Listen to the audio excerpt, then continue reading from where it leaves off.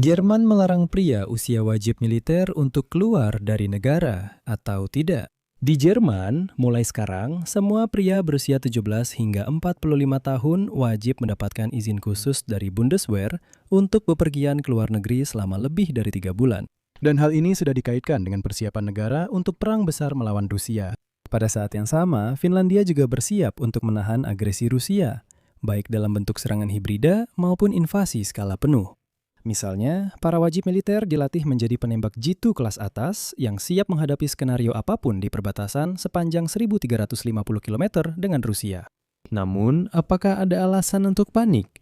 Atau ini hanyalah persiapan bertahap yang sudah diketahui sebelumnya, sehingga tidak ada urgensi dalam hal ini? Dan yang paling penting, apakah ada yang benar-benar melarang pria di Jerman untuk pergi ke luar negeri? Mari kita bahas semuanya sekarang, karena saya melihat ada banyak sekali pertanyaan dan berita palsu tentang topik ini. Nama saya Alexei Peci, mari kita bahas topik ini bersama-sama. Tapi sebelum kita mulai, saya minta kalian untuk subscribe ke channel ini, beri like, dan tulis komentar apa saja dari kalian. Dan teman-teman, jika kalian ingin mendukung kerja channel YouTube ini, kalian bisa melakukannya secara finansial melalui donasi apapun atau berlangganan sponsor berbayar lewat tautan dan informasi yang ada di deskripsi video ini. Atau kalian bisa scan kode QR yang ada di layar kalian. Saya akan sangat berterima kasih atas dukungan apapun dari kalian. Jadi, media Jerman menulis, dan media Ukraina serta lainnya langsung menyebarkan informasi bahwa mulai sekarang di Jerman benar-benar semua orang, pria usia wajib militer dari 17 hingga 45 tahun harus mendapatkan izin dari pusat karir Bundeswehr jika mereka berniat meninggalkan Jerman lebih dari 3 bulan. Terlepas dari apakah mereka pergi untuk 1 semester di luar negeri, untuk bekerja, atau untuk perjalanan panjang. Faktanya, Kementerian Pertahanan Jerman sekarang harus mengeluarkan izin untuk keluar dari negara tersebut. Persyaratan ini sekarang berlaku secara permanen dan tidak lagi terbatas pada situasi ketegangan atau pertahanan, yaitu ancaman militer yang spesifik. Apakah ini menjadi kejutan? Tidak juga. Masalahnya adalah ketentuan ini berlaku mulai 1 Januari 2026 dan sebelumnya juga relevan jika Jerman menghadapi bahaya. Namun demikian, perubahan ini mulai berlaku hampir tanpa disadari. Sebagai undang-undang tentang modernisasi dinas militer.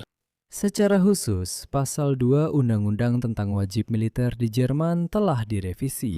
Sebelumnya, ketentuan pasal 3 yang mengatur persyaratan untuk mendapatkan izin tinggal lama di luar negeri hanya diterapkan dalam 2 situasi ekstrim.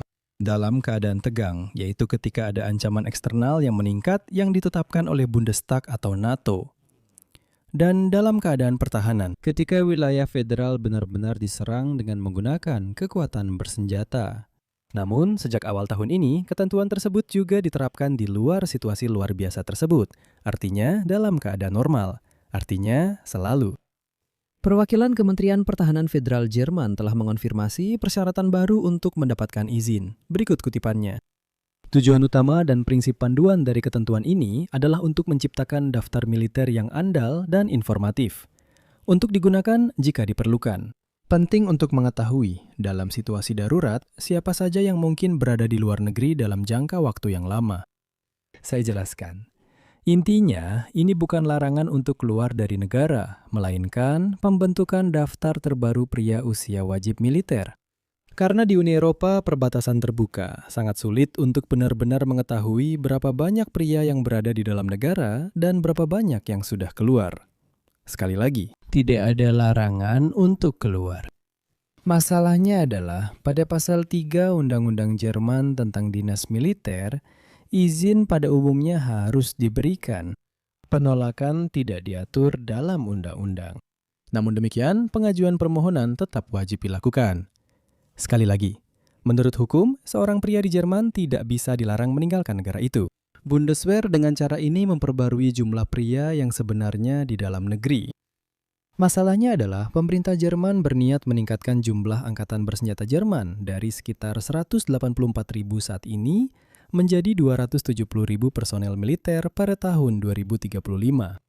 Untuk tujuan ini, semua pemuda yang lahir pada tahun 2008 dan setelahnya menerima kuesioner, di mana antara lain mereka ditanya tentang kesiapan mereka untuk menjalani dinas militer.